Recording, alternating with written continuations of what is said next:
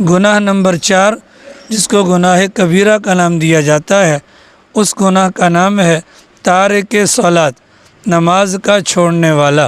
تارک صلاۃ، نماز کا چھوڑنے والا، یہ نماز کا چھوڑنا یہ گناہ کبیرہ ہے، اور کبیرہ گناہوں میں سے یہ چوتھا بڑا گناہ ہے۔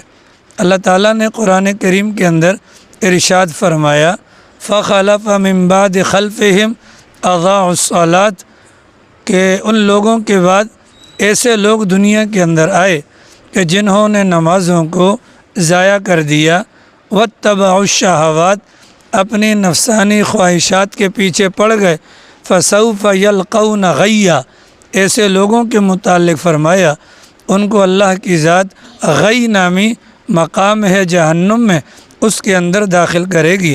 اب اس مبارک آیت کے اندر اللہ تعالیٰ نے ان لوگوں کو جو نماز کو ضائع کرنے والے ہیں، جو نماز کو اہمیت نہ دینے والے ہیں، ان لوگوں کو نااہل قرار دیا۔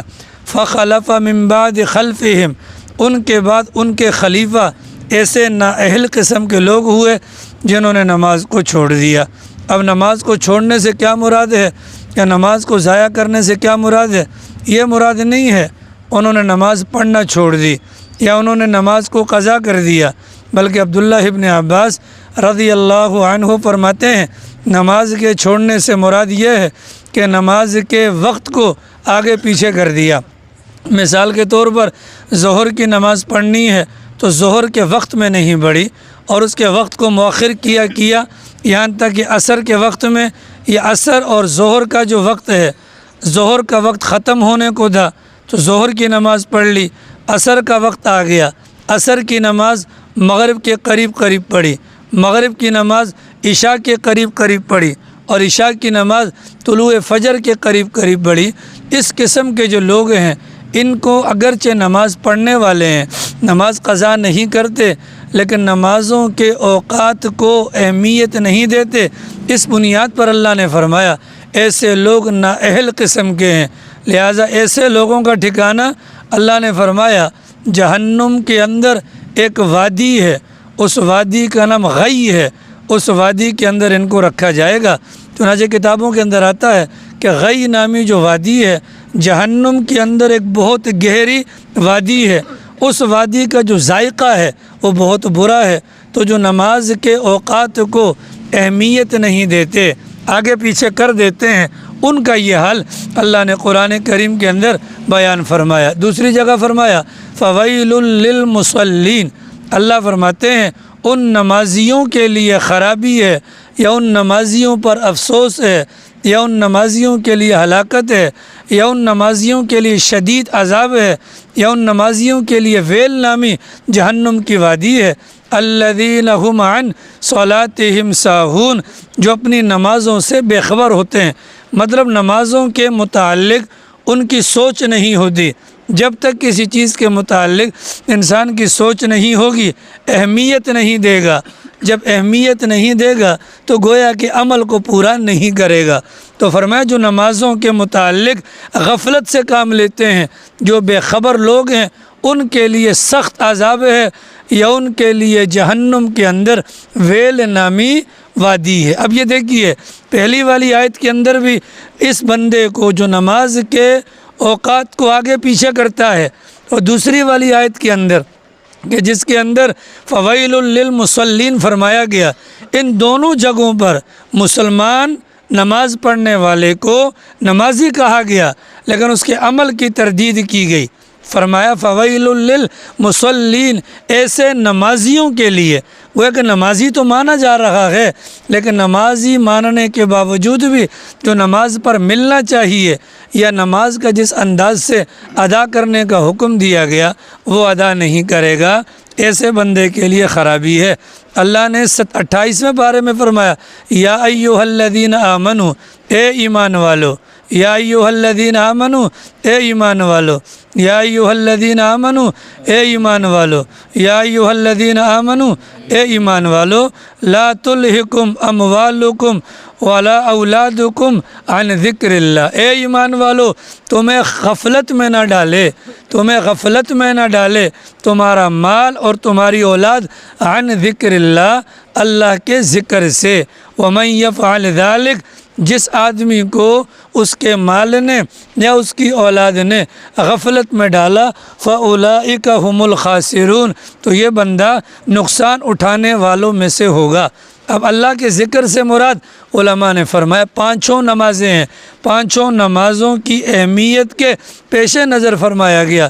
ظاہر ہے کہ نماز میں جو وقت آگے پیچھے ہوتا ہے، رکعتیں نکل جاتی ہیں، تکبیر اولیٰ نکل جاتی ہے، دو وجوہات ہیں، یا تو دکاندار ہوگا گاہکوں کو نمٹائے گا، یا گھر بار والا ہوگا اولاد کی مصروفیات کے پیچھے لگا ہوگا۔ اللہ فرماتے ہیں جس نے مال کی وجہ سے نماز کے اندر غفلت برتی یا جس نے اولاد کی وجہ سے کیا، وہ نقصان اٹھانے والا۔ اب وہ نقصان کیسا نقصان ہے؟ مال ہوگا پر مال پورا نہیں ہوگا، مال ہوگا مال میں برکت نہیں ہوگی، مال ہوگا اسپتال میں جائے گا، مال ہوگا تھانے میں جائے گا، مال ہوگا عدالت میں جائے گا۔ وہ مال نہ تو اپنی ذات کے اعتبار سے اور نہ ہی دینی اعتبار سے کبھی بھی کام نہیں آئے گا۔ اگر اولاد سبب بنی ہے، اولاد ہوگی پر دماغ کا سکون نہیں ہوگا، اولاد ہوگی دستے بازو نہیں بن سکے گی، اولاد ہوگی نیک نہیں ہوگی۔ وجہ کیا ہے؟ اللہ نے فرمایا کہ تمہیں تمہارا مال اور اولاد یہ اللہ کی دین ہے نا، انما اموالکم واولادکم فتنہ، تمہارا مال اور تمہاری اولاد یہ تمہارے لیے آزمائش ہیں۔ جب آزمائش ہیں تو آزمائش اللہ نے پہلے کہہ دیا، لہٰذا ان کے اندر پڑھ کر نماز کو نہیں چھوڑنا۔ چنانچہ اللہ تعالیٰ نے کیا فرمایا؟ لا تلہکم اموالکم ولا اولادکم، تمہیں غفلت میں نہ ڈالے، تمہیں غفلت میں نہ ڈالے تمہارا مال یا تمہاری اولاد۔ چنانچہ رسول اکرم صلی اللہ علیہ وسلم نے فرمایا کہ نماز جو ہے وہ نماز کا مقام، یا یوں سمجھ لیجئے اللہ کے نبی نے فرمایا کہ جو نماز نہیں پڑھتا اس کا دین کے اندر کوئی حصہ نہیں، جو نماز نہیں پڑھتا اس کا دین کے اندر کوئی حصہ نہیں۔ اب پیغمبر کا فرمان جو نماز نہیں پڑھتا، اور اللہ کا قرآن نماز چھوڑنے کی بات نہیں کی ہے، نماز کو ان کے اوقات سے آگے پیچھے کرنے کی بات کی ہے۔ جب آگے پیچھے کرنا اتنا بڑا گناہ ہے تو پیغمبر نے فرمایا جو نماز کو چھوڑ دیتا ہے وہ کافر ہو جاتا ہے۔ یعنی ایمان اور کفر کے درمیان فرق کرنے والی چیز وہ نماز ہے۔ جو مومن ہوگا وہ نماز پڑھے گا، جو مومن نہیں ہوگا وہ نماز نہیں پڑھے گا۔ اس بات کو بنیاد بنا کر اگر ہم سوچیں، ہمارے دوست یار احباب، ہمارے گھر بار کے افراد جو نماز نہیں پڑھتے ہیں، پیغمبر کے فرمان کو ایک طرف رکھیں، اللہ کے فرمان کو دوسری طرف رکھیں، دماغ میں اس کا مکسچر بنائیں، اس بندے کے متعلق اللہ کیا فرما رہے ہیں۔ اللہ تو ان لوگوں کے متعلق کہ جو لوگ نماز کو آگے پیچھے کرتے ہیں، اللہ کو تو وہ برداشت نہیں، اور پیغمبر نے اس کو کافر کہا۔ تو جو سامنے ہمارے بندہ بیٹھا ہے اور اس نے نماز نہیں پڑھی، اللہ کے قرآن کی روشنی کی صورت میں ہم اس کو کیا سمجھیں گے؟ گمراہ سمجھیں گے۔ کیا سمجھیں گے؟ گمراہ، غی نامی وادی کے اندر پڑھنے والا، اور پیغمبر کی فرمان کی صورت میں ہم اس کو کافر سمجھیں گے۔ ہم اس کو، بھلے اس کا نام عبداللہ ہو، بھلے اس کا نام عبد الرحمن ہو، بھلے اس کے سر پر ٹوپی ہو، چہرے پر داڑھی ہو، پائنچے ٹخنوں سے اوپر ہو، لیکن اللہ کا فرمان غلط نہیں اور پیغمبر کا فرمان بھی غلط نہیں۔ تو اللہ کے نبی کے فرمان کے مطابق اس بندے کا اسلام میں کوئی حصہ نہیں ہے کہ جو بندہ نماز نہیں پڑھتا، جو بندہ نماز نہیں پڑھتا۔ چنانچہ رسول اکرم صلی اللہ علیہ وسلم نے فرمایا کہ جو بندہ نماز اول وقت میں پڑھتا ہے، اللہ کرے میں آپ کو سمجھا پاؤں، درود پاک پڑھیں تاکہ آپ کی توجہ رہے۔ اللہم صلی علی محمد وعلی آل محمد۔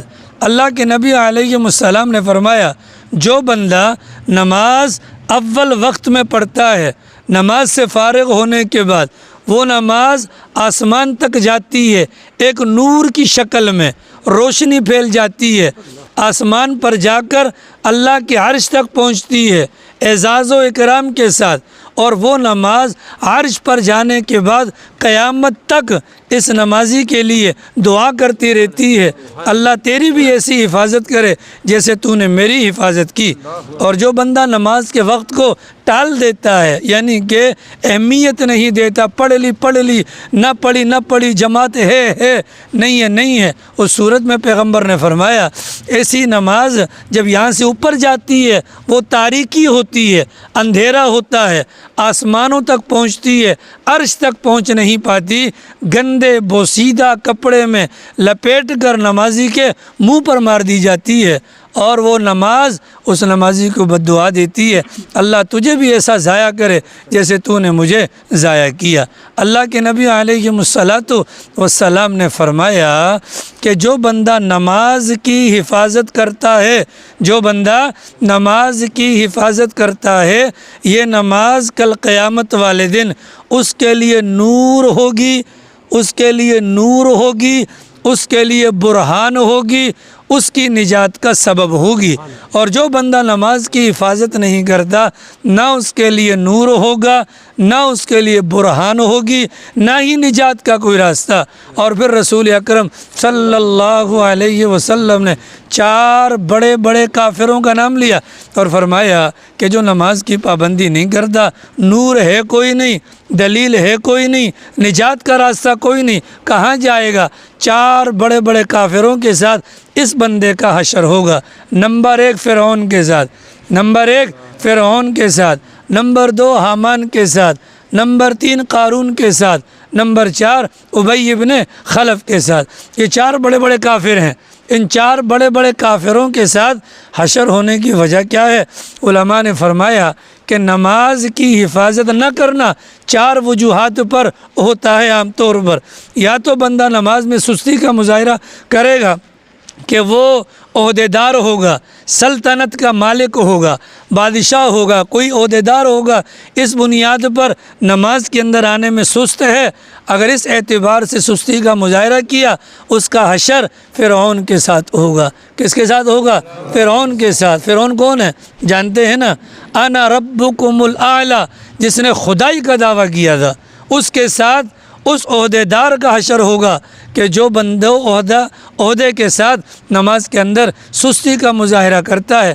کبھی ایسا ہوتا ہے انسان سے نماز میں سستی ہوتی ہے اس وجہ سے کہ وزارت وغیرہ کے منصب سے وہ متعلق ہوتا ہے، تو اگر وزارت کی وجہ سے نماز میں سستی کرتا ہے، اس کا حشر حامان کے ساتھ ہوگا، کیونکہ حامان بھی وزیر تھا۔ اگر کوئی بندہ مال و دولت کا پجاری ہے، یعنی مال و دولت کے چکر میں 2 سے 4 ہو جائیں، 4 سے 8 ہو جائیں، اس گھاک کو فارغ کر لوں، اس پارٹی کو نمٹا لوں، نماز پڑھ لوں گا، اپنی پڑھ لوں گا، گھر جا کر پڑھ لوں گا، یہ صورتیں اپناتا ہے، تو پیچھے کیا ہے؟ وہ مال و دولت کی حرص۔ ایسے بندے کا حشر ہوگا قارون کے ساتھ۔ اور قارون کے متعلق تو آپ جانتے ہیں، اللہ کے نبی کے فرمان کے مطابق اپنے خزانے سمیت اس وقت سے لے کر آج تک اور آج سے لے کر قیامت تک وہ زمین کے اندر دھنستا چلا جا رہا ہے۔ اور اگر کوئی بندہ نماز کے اندر سستی کا مظاہرہ کرتا ہے اور پیچھے کیا ہے؟ اس کی تجارت ہے، اس کی کیا ہے؟ تجارت ہے، تجارت کی مشغولیت کی بنیاد پر تو مکہ کا ایک بڑا کافر تاجر گزرا ہے ابی ابن خلف، اس بندے کے ساتھ اس کا حشر کیا جائے گا۔ اب تصور کر لیجئے، ہم اپنا حشر فرعون کے ساتھ چاہتے ہیں؟ بولو نا خدا کے بندو، کچھ جوان کے بچے کہہ رہے ہیں دانش بھائی ہمارے المیہ ہے، ہم برکت کے لیے بیٹھتے ہیں، ٹھیک ہے، ہم فرعون کے ساتھ حشر چاہتے ہیں؟ بولو، حامان کے ساتھ، قارون کے ساتھ، یا ابی ابن خلف کے ساتھ؟ نہیں چاہتے۔ تو جب نہیں چاہتے تو نمازوں کی حفاظت کرنا ہوگی تاکہ ہمارے لیے نور ہو، ہمارے لیے دلیل ہو، ہماری نجات کا سامان ہو۔ چنانچہ رسول اکرم صلی اللہ علیہ وسلم نے فرمایا کہ جو بندہ نماز کی حفاظت کرتا ہے، اللہ تعالیٰ اس بندے کو 5 قسم کے انعامات اور اعزازات سے نوازتے ہیں۔ جو بندہ نماز کی حفاظت کرتا ہے، اللہ تعالیٰ اس کو 5 قسم کے انعامات سے نوازتے ہیں۔ نمبر 1، اس کی زندگی، اس کی روزی میں برکت ڈال دی جاتی ہے، اس کی روزی کے اندر برکت ڈال دی جاتی ہے۔ نمبر 2، عذاب قبر سے دور کر دیا جاتا ہے۔ نمبر 3، نامہ اعمال دائیں ہاتھ میں دیا جاتا ہے۔ نمبر 4، پل صراط پر سے بجلی کی تیزی کی طرح گزرے گا۔ اور نمبر 5، بغیر حساب کتاب کے جنت میں چلا جائے گا۔ تو سعید بھائی کیا خیال ہے نماز کی حفاظت کا؟ آ رہی ہے سمجھ میں؟ آ رہی ہے سمجھ میں؟ تو جو نماز کی حفاظت کرے گا 5 انعام ملیں گے۔ نمبر 1، اللہ روزی کی تنگی دور کریں گے، مطلب روزی میں برکت ڈال دیں گے، عذاب قبر سے بچا لیں گے، نامہ اعمال دائیں ہاتھ میں دے دیں گے، پل صراط پر سے بجلی کی تیزی کی طرح گزار دیں گے، اور جنت کے اندر بغیر حساب کتاب کے داخل فرما دیں گے۔ اور ناصر باجی، جو نماز کی پابندی نہیں کرتا، یہ تبلیغی حضرات کو تو یہ روایت یاد ہوگی، پھر بھی برکت کے لیے سن لیں میرے منہ سے۔ ہاں، فضائل میں آپ لوگوں نے پڑھی ہوگی، تو ایسا نہ ہو آپ حضرات ماشاءاللہ اپنی دھن میں رہیں کہ یہ تو ہم نے پڑھی ہوئی ہے۔ تو جو بندہ نماز کی پابندی نہیں کرتا، حفاظت نہیں کرتا، اس کو 15 قسم کا عذاب دیا جاتا ہے۔ کتنے قسم کا؟ 15 قسم کی سزائیں یا عذاب اس کو دیا جاتا ہے۔ 5 سزائیں وہ ہیں جن کا تعلق دنیا سے ہے، 3 سزائیں وہ ہیں جن کا تعلق مرتے وقت کے ساتھ ہے، 3 سزائیں وہ ہیں جن کا تعلق قبر سے ہے، 3 سزائیں وہ ہیں جن کا تعلق قبر سے اٹھنے کے بعد ہے۔ یہ کل ملا کر 14 ہو گئی۔ اب وہ راوی جس نے یہ روایت بیان کی ہے، اس نے شروع میں 15 کا نام لیا، تو ہم نے بھی 15 کا نام لیا۔ انہوں نے جب ذکر کیا تو 14 باتیں بیان کی ہیں، تو ہم بھی 14 باتیں بیان کریں گے۔ چنانچہ جن 5 سزاؤں کا تعلق زندگی سے ہے، مطلب دنیاوی زندگی سے ہے، ان میں سے پہلی سزا یہ ہے، اس کی عمر میں سے برکت ہٹا لی جاتی ہے۔ اس کی زندگی میں سے، عمر میں سے برکت ہٹا لی جاتی ہے۔ نمبر 2، نیک لوگوں کی علامات یعنی صلحاء کے چہرے کا نور اس کے چہرے سے ہٹا دیا جاتا ہے، صلحاء کا نور ان کے چہرے سے ہٹا دیا جاتا ہے۔ نمبر 3، وہ کوئی بھی کام کرے گا نیکی کا، اس کو اجر نہیں دیا جاتا، وہ نیکی کا کوئی بھی کام کرے گا اس کو اجر نہیں دیا جاتا۔ نمبر 4، وہ کوئی بھی دعا مانگے گا اس کی دعا آسمان تک نہیں جاتی۔ اور نمبر 5، روئے زمین پر جتنے بھی نیک لوگ ہیں، جب وہ دعا مانگتے ہیں اس بندے کا حصہ ان کی دعا میں شامل نہیں ہوتا۔ اللہ بچائے۔ ہاں، کتنی بڑی سزا ہے کہ نہیں؟ 5 سزائیں نور عالم صاحب۔ کتنی سزائیں؟ 5۔ جو نماز نہیں پڑھتا، 5 سزائیں، عمر میں سے برکت اٹھا لی جاتی ہے۔ آج کل آپ نہیں دیکھ رہے، پتہ ہی نہیں چلتا جی، بائک کے نیچے آ کے مر گئے۔ ہاں، آج آپ نے نہیں دیکھا کہ 60-70 سال کا بڈھا کوسٹ ابھی تک اپنی شادی بھی نہیں ہوئی، بچے تو ہوئے ہی نہیں ہیں۔ وجہ کیا ہے؟ ان کی عمر میں سے برکت اللہ نے نکال دی۔ صبح ہے، شام ہے، دن ہے، رات ہے، کما کر کہ ابھی کچھ 4 پیسے آ جائیں تو کچھ کر لیں گے۔ ایسا ہوتا ہے کہ نہیں؟ عمر میں سے برکت ہٹا لی جاتی ہے، چہرے پر سے نیک لوگوں کا نور اٹھا لیا جاتا ہے۔ کوئی بھی عمل کریں قبول نہیں ہوتا، کوئی بھی دعا مانگے قبول نہیں ہوتی، کوئی اور دعا مانگے ان بیچاروں کا حصہ نہیں ہوتا۔ اللہ ہم سب کی حفاظت فرمائے۔ نمبر 2، مرتے وقت جو 3 قسم کی سزاؤں کا سامنا ہوتا ہے۔ نمبر 1، ذلت کی موت مرے گا۔ کس کی موت مرے گا؟ ذلت کی موت مرے گا۔ نمبر 2، بھوک کی حالت میں مرے گا۔ نمبر 3، پیاسا مرے گا۔ کیا مرے گا؟ پیاسا۔ نوید کیا مرے گا؟ پیاسا مرے گا۔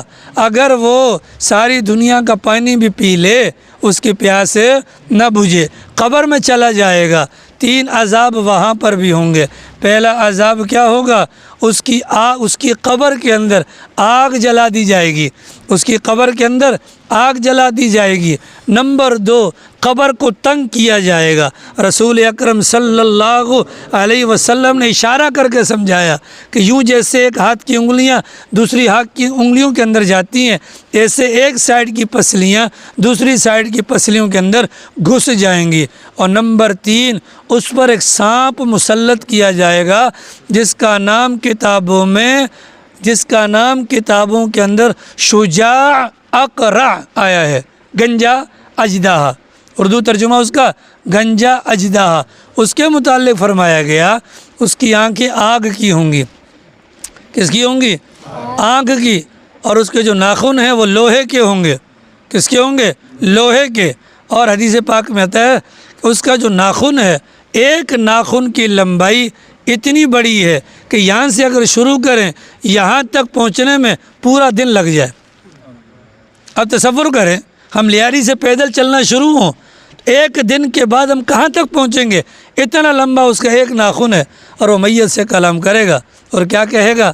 میت سے وہ کہے گا کہ میں اقرع، میں اشجع، یا میں گنجا اژدہا ہوں، اللہ کی جانب سے تجھ پر مجھے مسلط کیا گیا ہے تاکہ ظہر کی نماز نہ پڑھنے کی وجہ سے تجھے عصر تک مارتا رہوں، عصر کی نماز نہ پڑھنے کی وجہ سے غروب تک مارتا رہوں، مغرب نہ پڑھنے کی وجہ سے عشاء تک مارتا رہوں، عشاء نہ پڑھنے کی وجہ سے فجر تک مارتا رہوں، فجر نہ پڑھنے کی وجہ سے طلوع آفتاب تک مارتا رہوں۔ اور کتابوں میں لکھا ہے جب وہ ایک ڈھنگ مارے گا مردہ 70 ہاتھ زمین میں دھنس جائے گا۔ یہ قبر کے اندر 3 سختیوں کا سامنا کرنا پڑے گا، اور قبر سے اٹھنے کے بعد جن 3 سختیوں کا، سزاؤں کا سامنا ہے، ان میں سے پہلی سزا حشر کے میدان کی سختی اور تنگی ہے۔ حشر کے میدان کی سختی اور تنگی ہے۔ نمبر 2 اللہ کی ناراضگی ہے۔ نمبر 2 اللہ کی ناراضگی ہے۔ اور نمبر 3 جہنم کے اندر داخلہ ہے۔ تو جو نماز کی حفاظت کرے گا انعام پائے گا، جو نماز کی حفاظت نہیں کرے گا ان 15 قسم کی سزاؤں کا وہ مستحق بن جائے گا۔ اتنی بات واضح ہو گئی جی۔ اب اگلا سوال یہ ہے کہ جو بندہ نماز نہیں پڑھتا اس بندے کے متعلق کیا کہیں؟ تو حدیث پاک میں نے آپ کو سنا دی کہ رسول اکرم صلی اللہ علیہ وسلم نے فرمایا ایسا بندہ ہے کافر۔ ایسا بندہ کیا ہے؟ چنانچہ عبداللہ ابن شفیق تابعی ہیں، وہ فرماتے ہیں حضرات صحابہ کرام کی مبارک جماعت کسی بھی عمل کے چھوٹنے پر کفر کا تصور نہیں کرتے تھے سوائے نماز کے۔ اگر نماز کسی کے ہاں چھوٹ جاتی اس کو مسلمان نہیں سمجھتے تھے۔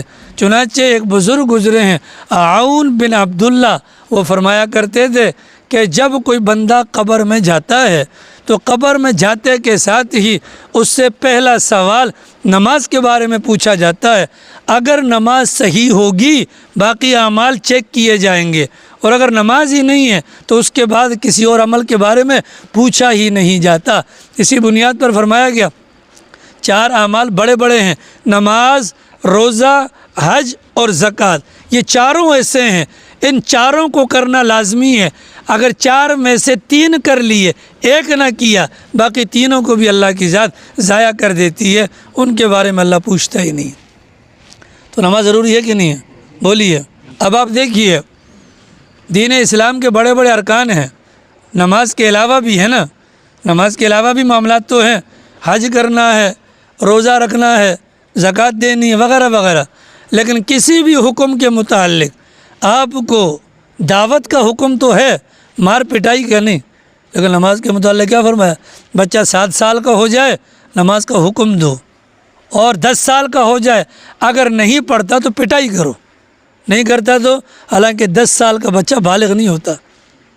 اس کو بنیاد بنا کر امام شافعی رحمہ اللہ، امام مالک رحمہ اللہ، امام احمد ابن حنبل رحمہ اللہ، 3 بڑے بڑے امام کہتے ہیں کہ دیکھو بھائی، نابالغ ہے، نماز نہیں پڑھتا، مارنے کا حکم، تو اگر بالغ ہو جائے تو نماز نہ پڑھے تو کیا کریں؟